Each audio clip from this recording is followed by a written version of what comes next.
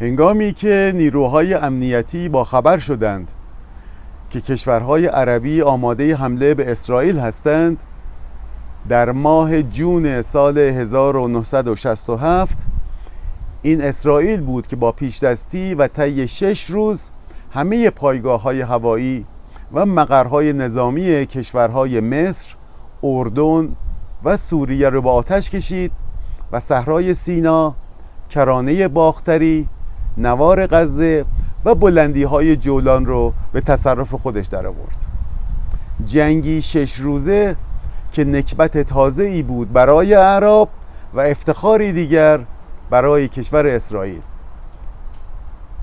اسرائیل بیش از نیم قرن به این پیروزی بزرگ میبالید تا جایی که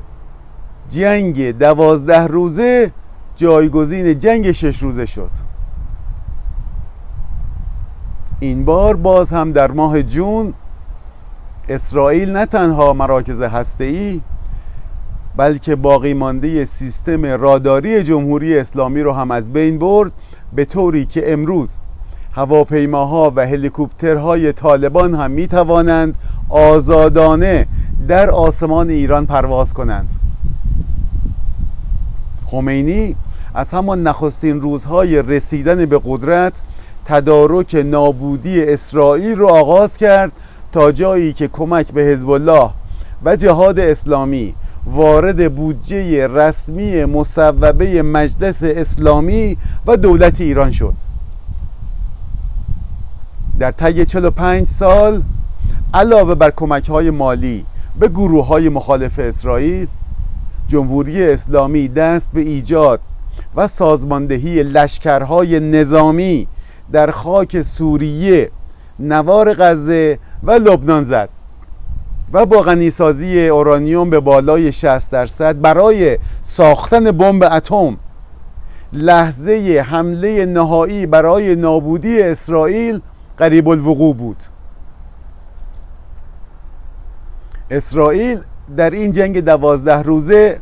نه تنها مراکز فرماندهی و ستاد جنگ و فرماندهان رده بالای جمهوری اسلامی را حذف کرد، بلکه پایگاه‌های موشکی، انبارهای تسلیحات جنگی، صنایع نظامی و حتی کارخانه‌های تولیدی رو نابود کرد، به طوری که امروز جمهوری اسلامی از ساخت یک فشنگ ساده هم عاجزه و در صورت بروز یک درگیری مرزی از پشتیبانی آتشبار، خمپاره و یا گلوله توپخانه حتی برای یک هفته هم ناتوانه.